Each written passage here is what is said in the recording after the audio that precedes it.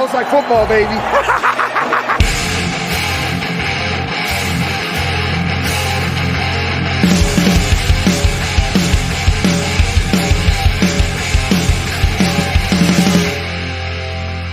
What's up, guys? Welcome into the Fantasy Football Smackdown Waiver Wire Sniping for Week 4. I'm your host, Kyle August. You can follow me on Twitter at KyleMonth8. If you're new to the strategy, what this is players that you should add right now before kickoff of Week 3. Stash them on that last roster spot or two and get ahead of your league mates. Everyone's going to be looking for these players in Week 4. They're not looking ahead. You are, because you are watching this show. So appreciate you tuning in. As we get closer to bye weeks, just a couple weeks away, this is going to become an even bigger strategy, and you're going to be able to take advantage of it even more, because nothing's worse than opening that roster on Tuesday, coming off a win, but then seeing that half your roster's on bye, right? So we're going to give you some players that you can add every single week right here on Waiver Wire Sniping. Get ahead of the game.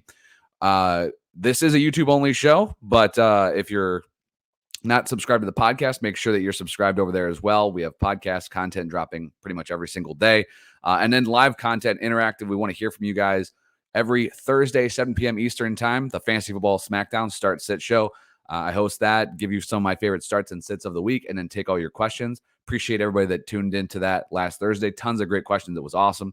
Love to hear from you guys. And then we have another live show Sunday morning before kickoff with Memphis. So it's important that you're got your notifications on. You can jump in there and ask your questions. And Memphis and a few other guys from the War Zone will be there. I'm usually jumping in there as well for a little bit. So there you go. There's the commercial. Let's just dive into this thing. Waiver Wire Sniping for Week 4. So I'm going to start off the bat here with the quarterbacks, and I'm going to tell you it's not pretty, but we'll get it done. At the top of the board is Jameis Winston. People have jumped off that bandwagon as fast as they jumped on. He was over 60% owned just a week ago, has a poor performance, and is now is 47% owned, which is below that 50% threshold that I'm using for all of these players here today. So Winston next week, win Week 4, going up against the Giants. Right now, it's a home game technically. We'll see where they play that. But Winston would be my top streaming quarterback that you can add as of right now. Again, 47% owned. The one thing I'm going to chalk that Carolina game up to is with all the loss of the coaching staff, that team just did not look the same, right? We saw them come out firing in that quasi-home game against the Packers Week 1, and then, Jameis had a disappointing Week 2, but I think get back on track as soon as this week, but I think people are going to be looking to add Jameis Winston ahead of Week 4 and that matchup with the Giants. Week 2 on this list is Jimmy Garoppolo. I know it's not a sexy name. That's pretty much because there aren't a lot. A lot of the other higher-end guys that are readily available don't have great matchups, but Jimmy G does face off against the Seattle Seahawks. He's 11% owned. Garoppolo hasn't been horrible. If he can get you that 2 touchdowns, he's worth streaming. He has back-to-back divisional matchups in Weeks 4 and 5 against Seattle and Arizona. Those are going to be matchups that will be shootouts, hopefully for fantasy owners, and Jimmy G can get you that 280 and 2 at least. Number 3 on this list is Teddy Bridgewater. Great matchup in Week 3 against Baltimore at home in Week 4. Isn't horrible. That Baltimore defense is banged up. Teddy B 28% owned. I think when we talk about waivers next week, Jameis will be the top QB, but I actually think the second best quarterback will be Sam Darnold, who already played. So he's not eligible for this strategy. He's only 21% owned, and he faces off against the Dallas Cowboys, who are playing on Monday night. So similar to waiver wire sniping last week, where Daniel Jones was probably going to be one of those top waiver ads when we actually got to the waiver show, but he wasn't eligible. I think it's similar here with Sam Darnold. So Jameis is still priority for me. If I'm looking ahead, I think it will probably be Jameis, Darnold, and then this Garoppolo Bridgewater group come Tuesday. But for now, add Jameis Winston if he's in your league. And a stash, his ownership just keeps falling. Trey Lance, 34% owned. His time is coming at some point this year. Look at Justin Fields. He's already up close to 60% just in a 1 week. So that's going to happen with Lance as well. So get ahead of the game if you have the roster spot. Running backs, 2 guys that are just over 50% owned that I want to note here. Michael Carter, 55% owned, saw an equal timeshare as the lead back with Ty Johnson last week, saw 3 catches, or 3 targets. That was great.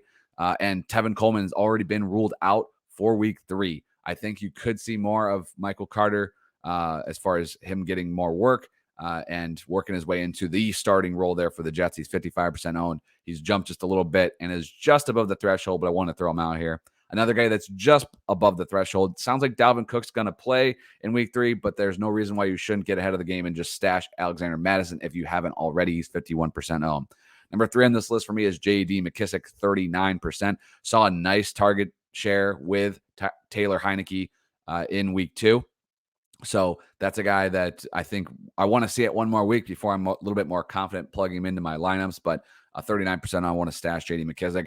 And then it gets gross. Not a lot of other really good names here at the running back position. So I think you got to turn to who are the best handcuff running backs. We saw a few of these guys like Tony Pollard blow up recently because they're getting more touches. One injury away. We're going to see it with Chuba Hubbard on Tuesday. Obviously not eligible for this strategy, but Daryl Williams for Kansas City, 11% owned. CEH has been a little bit more disappointing, and Williams got a little bit more work in week 2. And Damian Williams for the Chicago Bears, 6% owned. Those are just some guys that I think if they got the opportunity to start, they would be well over 50% owned and probably top 24-ish guys if they were the guy in their backfield. Some deep stashes. I'm still stashing Wayne Gallman one more week. He's 1% owned. I just want to see if they're going to make him active. If not, you can cut bait and I'll shut the hell up about him. And number 2 on this list, deep stash, Jake Funk. I even picked him up in a couple Dynasty leagues with Darrell Henderson a little bit banged up. He sounds like he may or may not go this week. They have a tough matchup, but if we see Jake Funk getting a little bit more work with the injury to Henderson, I wouldn't be surprised if Funk leapfrogged Sony Michel at some point this season. So again, we're just speculating there. Wide receivers to the top of the list with Tyrell Williams going on IR. It's Mr. Touchdown himself, back-to-back weeks with touchdown receptions. Quintez Cephas, 27% owned. Yes, Hawkinson's the man, and those running backs are solid targets. This is a team that will continue to play from behind. One of these receivers has to step, and it's been Cephas so far. I think he's going to be the guy with Tyrell out, 27% owned. Number 2 on this list, Emmanuel Sanders, 24% owned. He has 14 targets in the first 2 games. That Bills offense really hasn't gotten rolling in that passing game yet. I think Sanders will be the number 2 guy to own there. And as Josh Allen gets rolling, you're going to want Sanders on your bench when bye weeks can roll around as a bye week flex. Number 3, Tim Patrick scored again last week, 22% owned. His ownership has remained exactly the same. I think, again, he's a fine wide receiver 3 as long as Jerry Jeudy is out. Number 4 on this list is the ultimate stash. The highest upside for me of this group is still Elijah Moore. Tough matchup last week against the Patriots. Tough matchup this week against Denver. But then I think it'll open up a bit. I think the coaching staff is telling you what you need to know about Elijah Moore. He's getting the outside looks. He's 28% owned. He's starting. He needs to be on more roster. His ownership continues to dip. And number 5 on this list is Darnell Mooney. He's actually the most owned of all of these guys inside this list of 5 as stash candidates at wide receiver, but 46% owned Darnell Mooney. I just want to see how this offense is going to look with Justin Fields. Mooney had 9 half-point PPR fantasy points just a week ago. He's getting a lot of playing time still, a little bit banged up. He's still a guy that I think is definitely worth stashing. Injury stash, Rashad Bateman, don't forget, 14% owned. We're going to see more guys come off IR. So if you have IR slots, it's other guys similar to Bateman. I'm thinking maybe, T.Y. Hilton and N'Keal Harry. These are guys like, if you have an IR spot, just throw them on there. It doesn't hurt anything. And see what happens when they return to their teams. Deep stashes for wide receivers. Anthony Schwartz, 2% owned, Cleveland Browns. We know that Jarvis Landry is going to be out at least 3 weeks. Odell Beckham is supposed to be back in week 3, but Schwartz is a guy that we've seen the most production from of these wide receivers. I don't think it's a home run by any means. Down Peoples-Jones is getting more snaps. The tight ends are getting more looks as far as what we saw last week in week 2, but Schwartz could be a deep league stash. And the second one is James Robinson. Deontay Johnson's already ruled out for week 3. We'll see what his status is, but this is a guy that if Johnson's going to miss another week, Washington could be a deeper league flex option.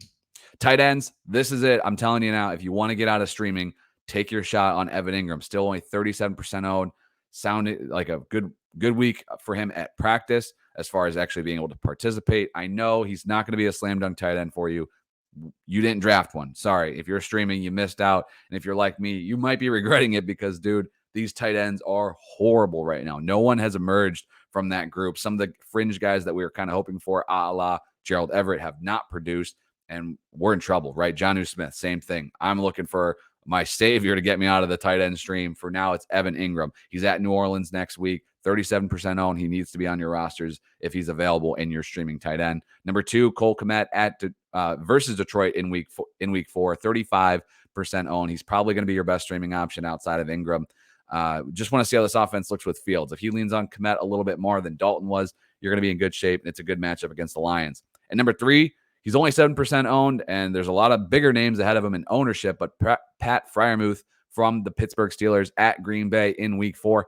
He's out-snapped Eric Ebron in week 2. If they start featuring this kid a little bit more, you could be looking at least a streaming option here at the tight end position. So there you have it. Waiver wire sniping week 4. Appreciate you tuning into this show. Again, check out the live stream tomorrow with Memphis on Sunday ahead of week 3. And I will be back on Tuesday on the podcast and right here on YouTube with your waiver wire pickups for week 4. And then again, every Thursday, 7 p.m. Eastern time with start sits live. Bring your questions. We'll see you then. Later.